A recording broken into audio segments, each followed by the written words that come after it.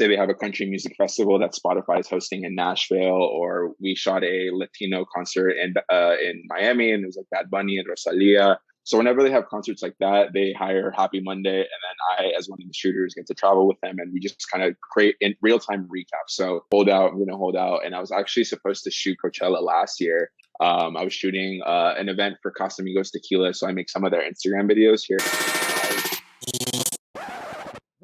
Saul, thank you for coming on the podcast. Yeah, man. Likewise, I'm excited to be on here. Finally get to meet you, and just excited to chat about just all things content creation, videography, photography, you name it. We're here to do that.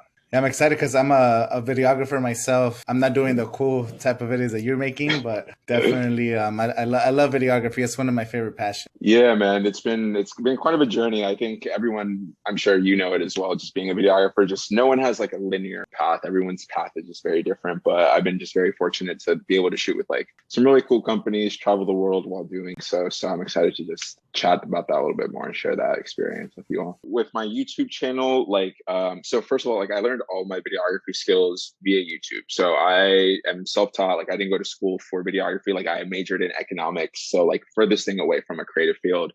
So when I started doing videography, I just watched tutorials, I'm sure that we watched some of the same people on YouTube. Yeah. And during the pandemic, my goal was to sort of, I was stuck at home, so I wasn't traveling or shooting events anymore. So I was like, how can I be used or resourceful with my time and energy? And I figured what, I want to start a YouTube channel where I kind of just give back to the same community that gave so much to me. They literally taught me everything. So with my YouTube channel, just kind of put out new videos every Tuesday and different tutorials. And one of my series on there is also, I like to interview other photographers and videographers as well. And the last couple of guests that I have interviewed, they've worked with the Golden State Warriors and Sacramento Kings. I personally don't work with NBA teams. I work with just NBA athletes off the professional court, just some more so lifestyle type things. But the last couple of guests that I've interviewed have worked with, like I mentioned, the Kings and the Warriors. So yeah, I love sports. Sports is my number one passion. I am a huge Laker fan. I was born and raised in LA. So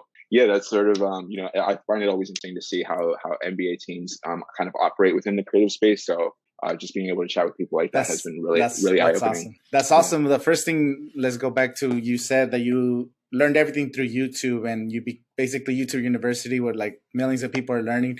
I did the same thing. Everything I learned for videography, it was all through YouTube. I never took any film classes. I did take a broadcasting in middle school. I don't even remember what kind of equipment we used. And then freshman year in high school, I took a video productions class where we had to learn how to use Windows Movie Maker back in 2007. So whatever. Dang. Yeah, it's a minute ago. Editing with a potato, basically. And then all we had to do was make little content for the morning announcements. So that's as far as I got with actual school. And back in 2015, I started my YouTube channel. And then ever since then, just editing from the phone to I use iMovie. And then from iMovie, I switched to Final Cut Pro. That's what I primarily use, is Final Cut Pro. Gotcha. Yeah, I'm on Adobe Premiere Pro. I'm also on editing on a Mac, so I thought about Final Cut Pro, but people were like, "Oh, you have to use Premiere." This was 5 years ago, so I was like, "All right, I guess." So I just I started working on that and never turned back. So I commend you for sticking it out with Final Cut Pro. I know so many people have told me to make the switch already, but for me, I used to spend so much time learning the software here, and I actually got a lot of plugins, and I just didn't want to relearn everything and invest into a new software. But they edited most of Game of Thrones through Final Cut Pro, so I guess it works. Hey man, whatever works, exactly. Yeah. It's all about the quality of it today. So you're doing full-time videography? Is that your full-time gig? Yeah, so I've been a full-time freelance creator since October of 2017. So going on 3 years now. And during the pandemic, I kind of was really lucky, and I kind of fell into this agency that hired me as a contractor to edit YouTube videos for Telemundo and Fox Sports. So I've been working with them since May, just from my house. I basically just edit all the TV segments that go on Telemundo and Fox Sports. I just cut them down, re-edit them, and then they go up to YouTube. So that's been my main gig since May of last year during this pandemic. But over the last couple months, everything has been kind of opening up. And one company that I worked with a lot before the pandemic was Spotify. So I was shooting a lot of their events, a lot of their concerts with another creative group, and they're coming back with events. So we're shooting an event here at the Beverly Hills Hotel in June, so in a couple of weeks. So I'm just really excited to just get back into the groove of things. Cool. Yeah, man. So concerts and Fashion Week. That's for Telemundo. So do you post like what kind of content do you make for Telemundo? For the like sports highlights or reels? So Telemundo has 13 or 14 YouTube channels. I forget. It's so many, but like basically it's all the shows that are on TV, like Caso Cerrado, Suelta la Sopa, their news channel, their sports channel, like everything that goes on TV, they get sent to this agency that I'm contracted with. And then there's a group of editors of us that just re-edit those videos, repurpose them, and then they just go up on YouTube. So it's literally like what goes up on television that you see just on TV. Cut down into clips and smaller clips. Because I do consume some of those Telemundo soccer videos, so I watch a lot of those. That's why I was saying like, oh, you probably edit the videos I've been watching, bro. Like, oh yeah, exactly. all the Premier League highlights, all the highlights. Like I'm on the team that helps edit those. Exactly. Damn, that's badass, bro. I appreciate it. It's been interesting. So I've been watching your content for a while then.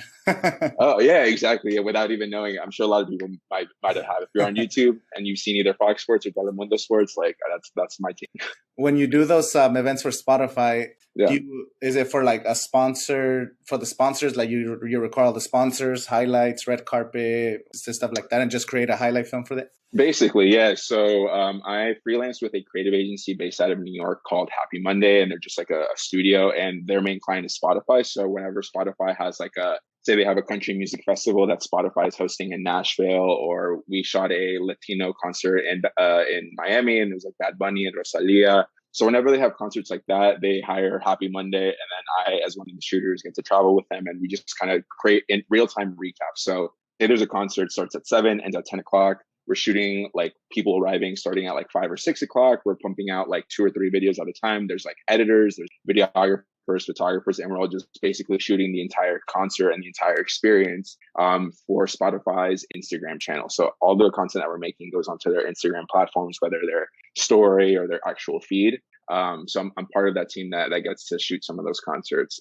So that's sort of what I've been was doing really heavily with that agency in New York, all of 2018 and 20. Wow, that's awesome. I've done a little bit of not as consistent, but I've done a few. So in 2019, I did for Universal Latino. I did recap for the Latin America. Well, the first one I did was the Latin Billboard Music Awards after party. Oh, amazing. So we had to go red carpet, the same thing. Well, it was for the after party, not the actual billboards, but we went to Vegas. We shot the red carpet, then we had to shoot highlights inside of all the sponsors, highlights of all the people, the performances, and then I had to edit a video, send it out that night. Then we did the Latin American Music Video Awards after party in Hollywood, 2019. Gotcha. And then in November we did the Latin Grammy after party in Vegas. Okay. So we had.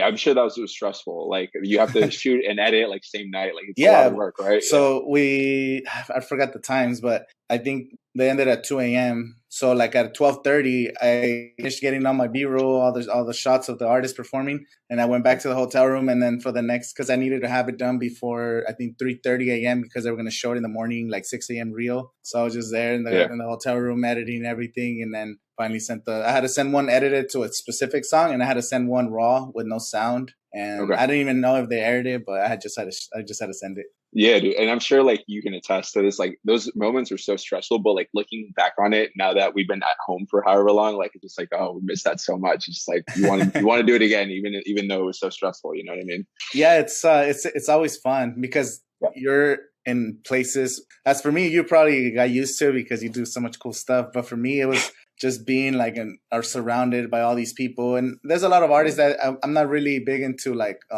Latin music as much as like I knew everybody there, but I did recognize like Juanes was like the main person there. Amazing. Luis Fonsi was there.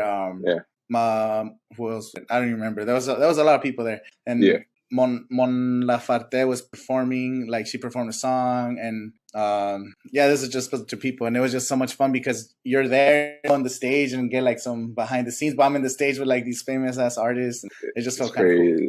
crazy. Yeah, and just like everyone's watching you, even though it's like you're not the person they're watching, but just being like on stage with like those artists or whatever, just like a crazy moment. I'm curious to find out about you, like so for me, like I'm Latino, Mexican American, and I think with for my I was raised by a single parent, and like that when I started shooting like those concerts, specifically with like when I ended up shooting with Bad Bunny and Rosalia, that's like the first time she was really like, oh, this is a career path for you. Like you know how Latina moms are, like they just like don't believe in like Yeah, anything outside of like a 9 to 5 job. So like when you were shooting those award shows, was that like kind of a moment of validation for your family where they're like, oh man, this guy's actually doing something? yeah, because I've been making videos for the longest time, and they never really promoted anything.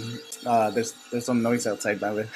Yeah, No, all good. they would never promote, or not promote, but they wouldn't like talk to me about my content or whatever until I told them, oh, I'm gonna go shoot the land, grab me this and that, and then they're like, oh my god, now they would tell everybody, of course, like the cheese Yeah, man, they start talking to people, and dude, exactly. that's what it is. It's even though the quality is the same, whether you're shooting something local versus something else, you still want to put out the best kind of content that you can. But you is those like I guess vanity metrics. That's the best way to say it. Like they want to have Exactly. that. Yeah, yeah. And I mean, yeah, I think Latino culture is just like you want to be proud about your kids and you want to like brag about them to your friends. So it's like when your parents can say, "Oh, he shot the Latin Grammys or Video Music Awards, whatever," like that's like kind of like when they get it. I feel like because that's how it was for my mom, like I was saying. So I feel you on that one, man. Do you since you take up what kind of camera do you use? Your So primary shooter. I've been shooting on Sony. I started on Canon originally. That was like my first camera ever. But then as I started shooting more and more events, like I like was trying to like you realize how bad the lighting is like at a lot of these events, and it's just like Sony. I feel like has some of the best low light while still being like the file size not being too big. So I invested into the Sony like workflow back in 20 when I started out 2017 when I went full time freelance. So I've been shooting on the Sony A7R Mark III for the last couple of years, and I recently just bought the Sony A7S Mark III. So yeah, those are my two primary cameras. How That's about you? cool. Yeah, so I have an Sony A7R III as well. That's like my primary camera. So Nice. I It's don't know a lot of fire, right? it's the best. I don't know a lot of people that have the same camera because either they have the A7 III or they have, but not the Yeah. R3. Yeah. And yeah, the low light and the video is so good. And Exactly. Yeah. And even for the like I feel like the R3 is probably the best camera for photography and videography. So I don't know if you get mhm. hired for photography as well. I do. So I was just like, what's like the best camera that'll give me really good on both? So I feel like the R3 is like really good for that. Yeah, for pictures it's amazing. And I do get hired for photography mostly like by people that I know. So I try not to promote myself as a photographer as much because so Same. I'm not doing this full time. I still have a day job. So Gotcha. I'm not like so I don't promote myself as a photographer as much, but I do take pictures because I mean it's kind Gotcha. of it comes with the territory. You can't do one. I feel you, man. Yeah, I'm the same way. Like, I never promote that I do photography, but somehow, like, oh, this guy does videos into camera. He must take photos. But it's like such a different art form. Like, it takes a different type of skill set. And I don't feel like I'm a good photographer, but people still hire me. So clearly, whatever. Like, as long as money's coming in, that's like all that matters. People like to see themselves on camera. That's one thing I noticed. Like, Yeah. have you ever felt like stressed about you shoot an event or you feel like you didn't get enough shots or it's not good enough? But then once you get to the actual footage and you edit, and then it always turns out well. Do you ever get that Yeah, dude, anxiety? all the time. I think just being in the field, like you want everything to be perfect. You know what I mean? It's like sometimes you like, especially when you have bigger projects where it's like, oh man, like this, I want to kill this. Like you put that pressure on yourself, and it's like sometimes you feel like it's not going your way. But to be honest, like a lot of the clients, like they're not creative people. Like they hire you to do the creative, and it's like they see the final product and it's like, oh, this is fire. Even though you might think it's like not the best thing, like you could have done better. Like so that I feel like I've tried to like lessen the pressure on me and just be like, this is what I'm filming, like I'm here for a reason, you know what I mean? But yeah, I go through those months all the time. I'm like, damn, like I wish I could have done this a little differently or whatever. But I try to like from it, not stress too much about it. What kind of lenses do you have? What kind of lenses do you shoot with? Yeah, so honestly, the trilogy, I have the 24 to 70, the 16 to 35, and then the 70 to 200, all the f2.8 G Master lenses. So I feel like with that for events, like you're pretty much covered with everything. Sometimes, like if I'm doing a portrait session, like I'll get a little creative, and I'll rent the 85 millimeter, like 1.4 or whatever, just to like switch it up a little bit. But those three lenses are usually my go-to. Like you can't miss with those, I feel like. Yeah, that's definitely the arsenal that you want. So Yeah. I have I have a 24G master. Yeah. I don't have the 20. I regret buying it. I wish I would just got the 24 to 70. But I ended up buying I ended up getting the 24 1.4. It's pretty good, but you run into the problem sometimes. I don't want to be in people's faces, you know. It's like before, so I definitely so that one, and then I have right now I have a Sigma Art 35 1.4, and then I usually for pictures and portraits I borrow my friend. He's more of a photographer, so I borrow his lens when I need to. Gotcha.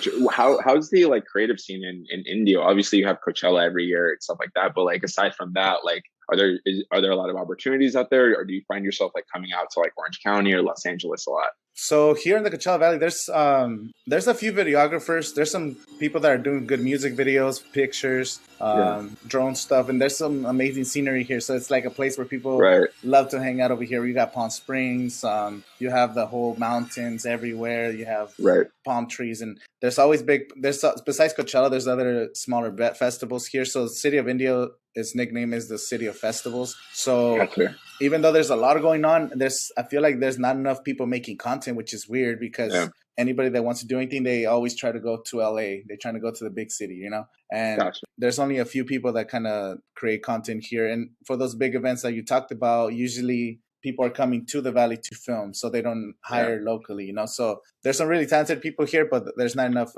like exposure here. I don't know how to say it. Yeah, no, I get what you're saying. And that's kind of frustrating though, because it'd be cool, like especially you being from there, and like if Coachella were to hire you, just to like keep it local and everything, you know. But I guess that's just like capitalism and commercializing the space, you know, bringing people from outside in. So it's just part of the game. It's just also part of like you don't have the knowledge to get in the game, and I just feel like people don't take enough chances. So I'm pretty sure because I've done it before, so I've reached out to the Palm Springs Film Festival and I got invited. So that one happens every year in January. There's like all the biggest major stars come over here, like Brad Pitt and all these people that are in the red carpets. So it's a pretty big film festival. So they do take anybody. You just have to request. As well as Coachella, they allow local videographers and stuff, but you just have to request like 3-4 months in advance, show your portfolio. And then, so the only thing with Coachella, so I kind of go for fun because I love the festival just to have fun. So even though I want to be shooting in there, I kind of enjoy having the festival. So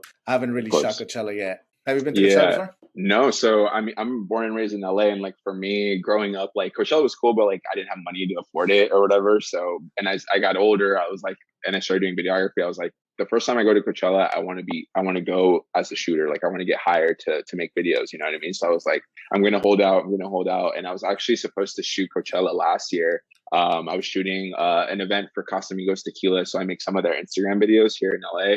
And they were having like an event out there, and I was going to be able to shoot the show and stuff like that. So I was like so close, so close. But hopefully this upcoming year I can still get out there and just like do it. But I mean, the lineup that was supposed to be this year was going to be really good. So I like kind of wanted to go just as a fan as well. So if I don't get hired to go shoot this year, like I'm definitely going to like just buy a ticket and try to go as a fan. But yeah, it's always been a goal of mine. I think that's kind of like the holy grail of like music festivals. So it'd be really cool to be able to shoot it. Yeah, it's the biggest as far as like popularity, just because it's all the influencers. So Coachella definitely changed over the last like 5 years. It used to be more people come for the music and having a good time, getting lost in the desert. But now it's like, it feels like Coachella. I don't know if sponsors are flying in all these influencers. I don't know the whole details, but it feels like everybody there's an influencer. It's like the biggest 100%, influencer party making content. It's just a commercialized like Instagram museum with music, basically. I feel like I get you. Yeah, trust me. I've seen it. I mean, I work with a good amount of influencers out here in LA, and I mean, they're all out there all the time. So just like I get it, just how it goes.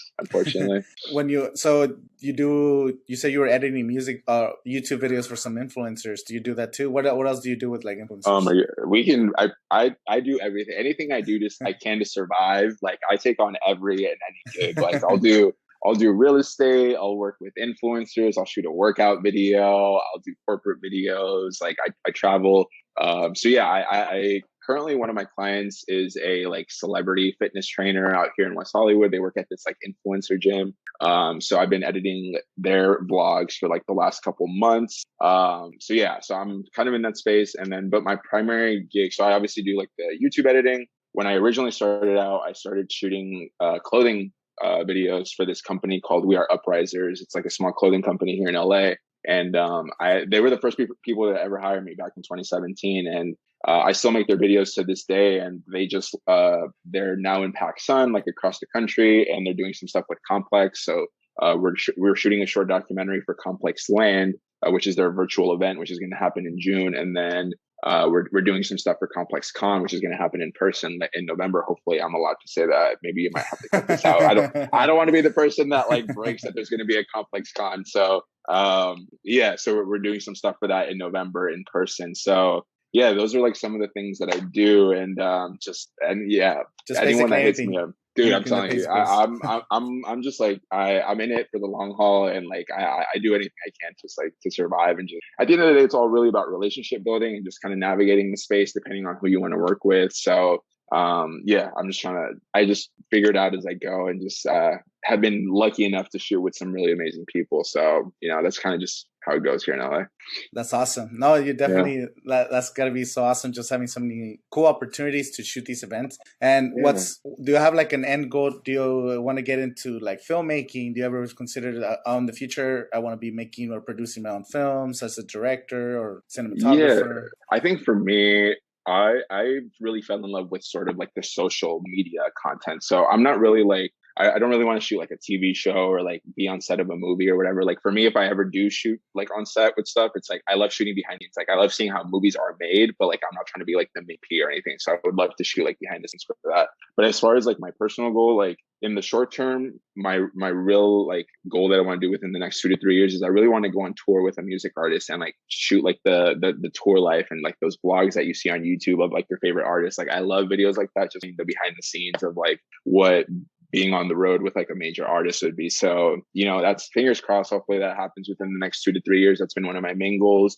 And then in the long-term goal, I really want to do short documentaries. So I fell in love with just like the genre of short documentaries over like the last 3 or 4 years. And my ex-girlfriend like took me to this festival of like all the Oscar nominated films like back in 2016. And that's like when I first discovered like just these 20 to 30 minute videos that are really similar to like YouTube videos where people are like just talking about underrepresented stories, like real life stuff, things that actually matter. And I think in this day and age with like TikTok and Instagram, like people are just making videos to make videos and they don't really have any substance behind them. So I'd love to just make short documentaries of like underrepresented stories of just whoever, like just anyone who has an interesting and fascinating story to tell. Like that's really one. Have you heard of the Latino Short Film Festival? I have not, no. So that happens here in the Coachella Valley. So I met the guy. So the guy that hired me to go to these events in Vegas, he actually runs the Latino Short Film Festival. So no way. It's the biggest Latino short film festival in the world, basically. And anybody, as long as you have either an actor, a producer, a director, or anybody in the creative process, you could submit your work and be submitted to the festival. So I think the top three, the last time they had the top three winners got $10,000 from HBO Latino, and they got their films posted on HBO. So the last three short films. No way. So yeah, I'll definitely look into that. Actually, so whenever you decide, you should definitely submit to that. And I'll let you know. This guy, the guy, his name's Danny Hastings. So this guy's a legendary photographer. This guy, he's from Peru. But his last name's Hastings. I don't know. Random. Yeah, he speaks Spanish, everything. So this guy, he saw us shooting. We were shooting here something locally for the city of Coachella. And it was like the craziest story because we never really did so we didn't have a big portfolio shooting big corporate events. We were here shooting 1 week. We shot a vlog. I went to shoot a vlog. It was like a food park. The first time they did a food park at Coachella, I took my camera. My friend was taking pictures because his friend was DJing. We're like, let's go do a vlog. Then the following week, like, let's go do another one because let's get some more footage. We got the drone. Then this guy saw us with the drone and the cameras, and I already had my Sony A7 III. And then he's like, wow, you guys are doing good videos. And we showed him some of our videos. Then like a week later, he hits us up. He's like, you guys want to go to Vegas to shoot some event? I'm like, what the hell? Like, yeah, like, let's do it. So ever since then, like, we just became friends with him, and he's been like a huge influence in us. And then we actually documented the last short film festival. So that's another event that we did. Gotcha. We were the only like film crew there, so we had to record like the red carpet and shoot videos for that stuff. So that's why I was involved with the short film. And that's, I mean, that's amazing. Like, I think that's really just how this industry works, though. You know what I mean? It's like anyone realistically can pick up a camera and learn how to make videos or take photos in 6 months, like, well, as well. You know what I mean? Like, you can do that in 6 months or even less. But like, it's really just about like putting in the time and like connecting with people like this, because you really never know when or where you're going to meet someone. You know, that's really what makes the difference between someone who's like doing it awful, like doing it big or whatever. It's just like putting yourself out there and reaching out, because you're going to get a million no's, like you know what I mean? Like, that's just part of the game. And I think getting people like this guy, like, who just saw you on the street and like wants to hire you because you're doing cool shit, like, that's how you need that sometimes. And that's just how it's going to happen. Like, you could be working for years on end and not break through. And like some guy can like run into you on the street and be like, hey, I want to hire you for like everything. And your life can change. You know, it's crazy how this industry works. Is that like some advice that you might have for somebody that wants to start with videography, or somebody who feels like they're not good enough, or somebody that's like just picked up a camera and they're just looking for a place to start? Just what would be your advice? Yeah, I mean, for me, I always preach like whatever you want to do within this field. Like, if you want to make movies, if you want to shoot TV shows, if you want to shoot concerts, whatever, like, you have to just create your own content. I think that's the first thing. And I think that might be the hardest part. Like,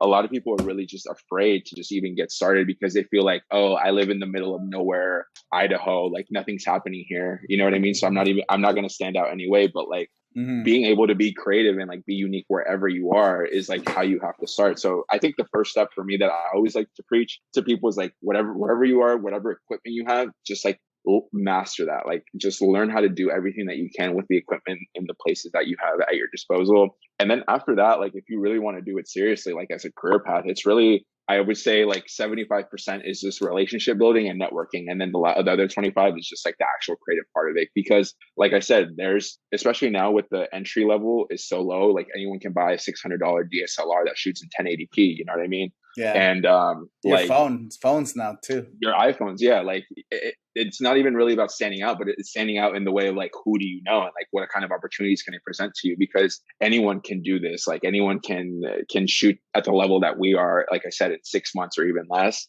But it's like, how long are you consistent with it? Are you putting yourself out there? Are you introducing yourself to new people?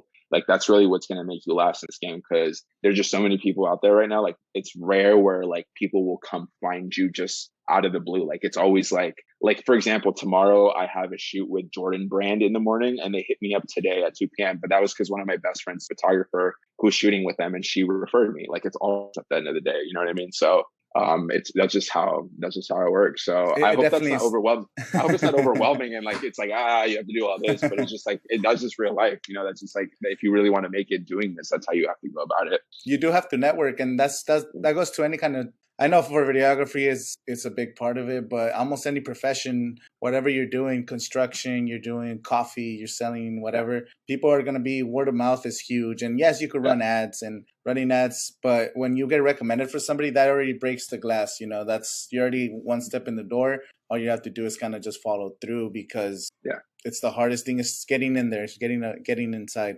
And right now, I feel like people are so creative. So you talked about TikTok and how people could just make any kind of video with no substance. But I think that's also helping people edit. Like they're so creative with the transitions, and I've seen like people do crazy transitions just with like filters. Like, I don't know how to use TikTok a lot. I'm not a big TikTok user, but I see people making amazing videos. Do you use TikTok a lot?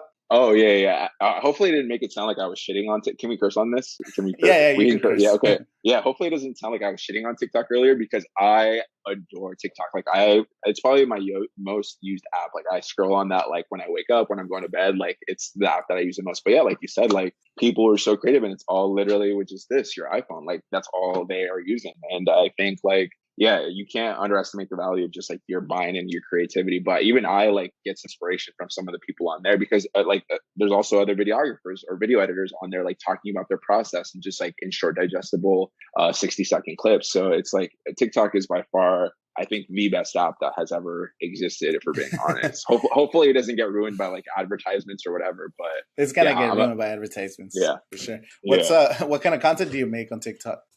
So I haven't been posting a lot. I had one video that kind of went mini viral. It was like 150,000 views, but it's really just like about my videography career. So for me, I don't really like to talk about personal stuff too much. Like I'm not like I'm putting out my business out there like that. I just like keep it professional and just talk about like videography or video editing or my career, things like that, and just kind of like shed a light. Like I think for me, I just try to say it. Like I try to show like literally anyone can do this. That's kind of sort of my takeaway message. Like if you really want to do this, and it's even not even videography, but whatever you want to do, if you really put the time and energy into it, like you can make it happen. So that's sort of just like what I do on TikTok, just about my career and things like that. That's cool because I've struggled with TikTok just because I didn't know what kind of content to make. You know, it's like I guess you're right. You just kind of document, you know, just or showing people how you do it. So it's all related to your videography business, how to get client or what kind of yeah. So it's mainly like what kind of videos do I do? It's just like like I shot Fashion Week in Paris. Here's how I did it, or whatever. I shot New York Fashion Week. Here's some behind the scenes of like my day or stuff like that, and just kind of introducing people into like the actual human side of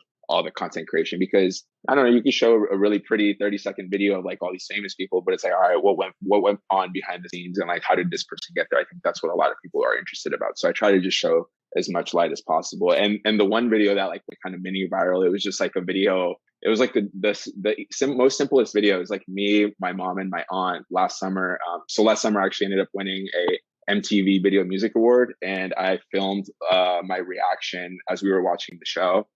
So when it got announced that we won, I like kind of freaked out or whatever. My mom did too. So I literally just posted that. It was like a 30-second video, and that was like the one that got mentioned, of course. Awesome. It's always like the most simple videos, you know what I mean? So yeah.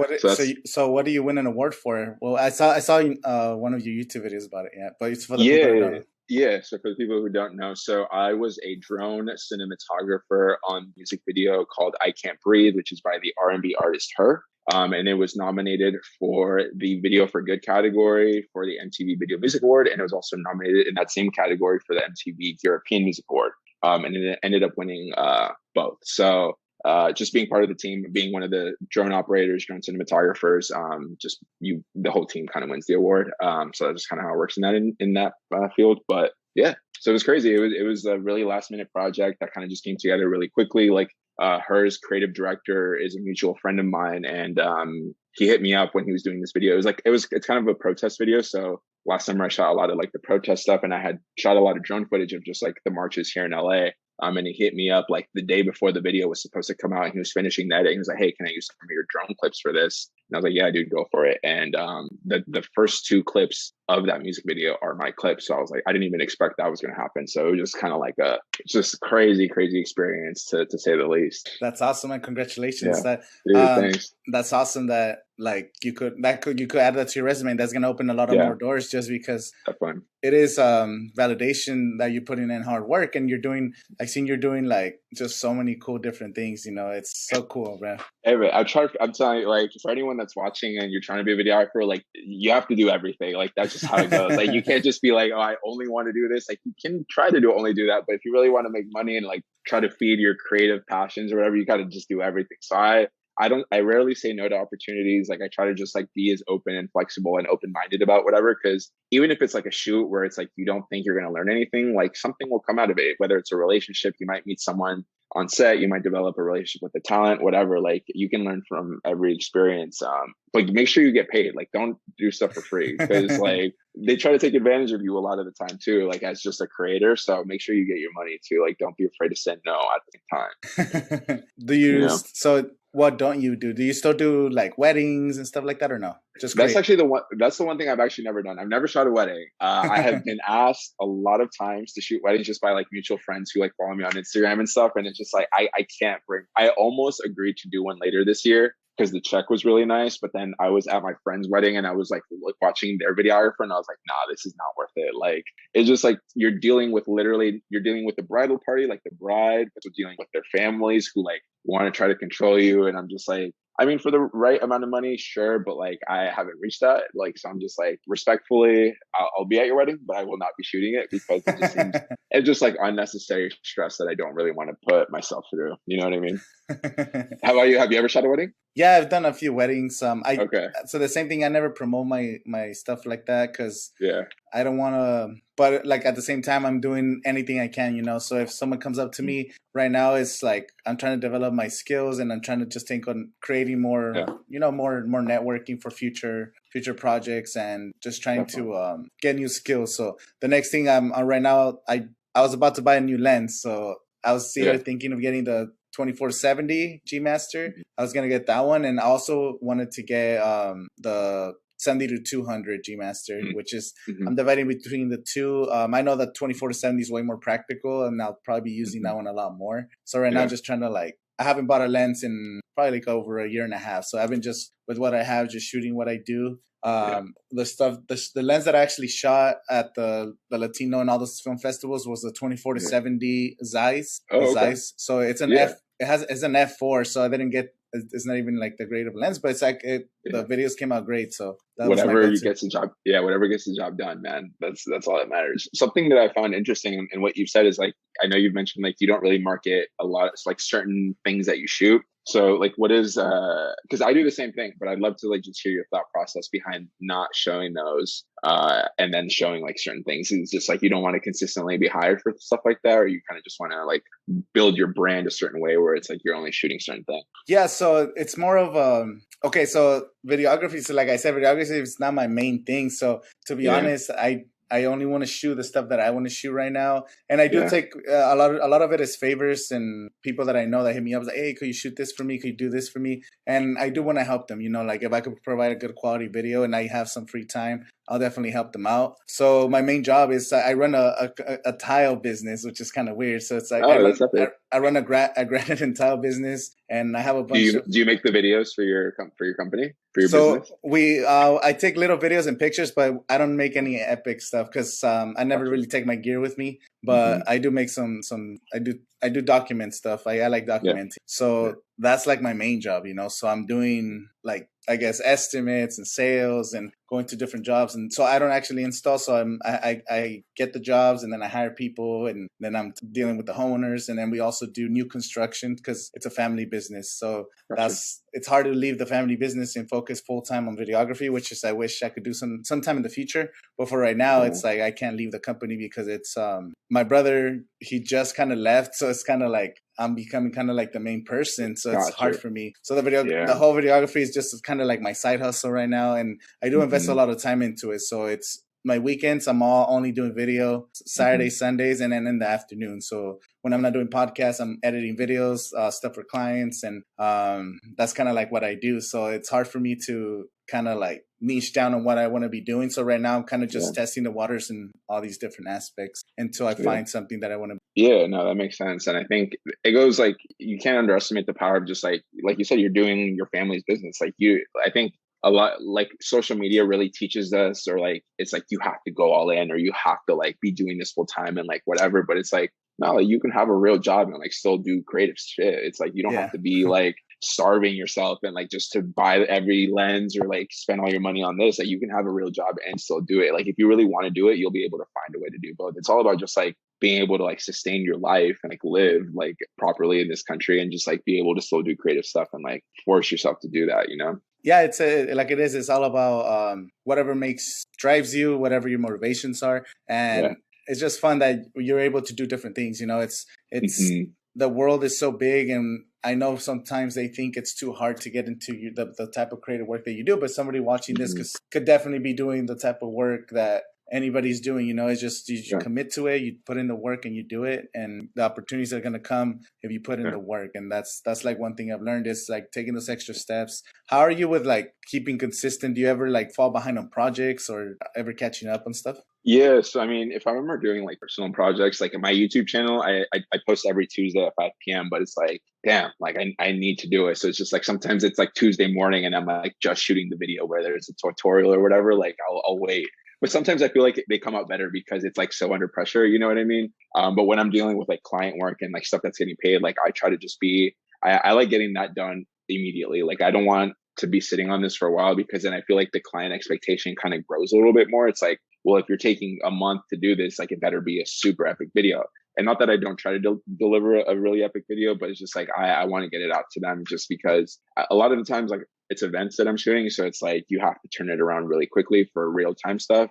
But even if it's like a more like a produced piece of content for like social, like I still try to get it out within like the week or so. So when I was in high school and like college, like with classes, I was the worst procrastinator. Like I would wait until like the very last second. But just with work, I try not to mess around with that, because then that kind of can ruin your reputation. Like people might not want to work with you again. And like the industry is not that big. Like word gets around like, oh, Saul, he takes forever. And like he was really unprofessional, you know what I mean? So I really don't want that to happen. So I definitely try to just like pump everything out as quick as possible. No, that's awesome, bro. Okay, Yeah. before we take off, I'm gonna plug in, of course, on the links. I'll have your YouTube channel, your Instagram, so that way people check out your work. I'll definitely subscribe to your channel, and I'll stay updated. I want to stay updated with some of your stories and the other creators that you have on there. So, anything you want to say before we take off? Yeah, no, I mean, I appreciate you for having me on. You know, this was fun, and I love connecting with people like you. And now that we're connected, I'm sure like something might come up where we'll do something. But yeah, for anyone watching who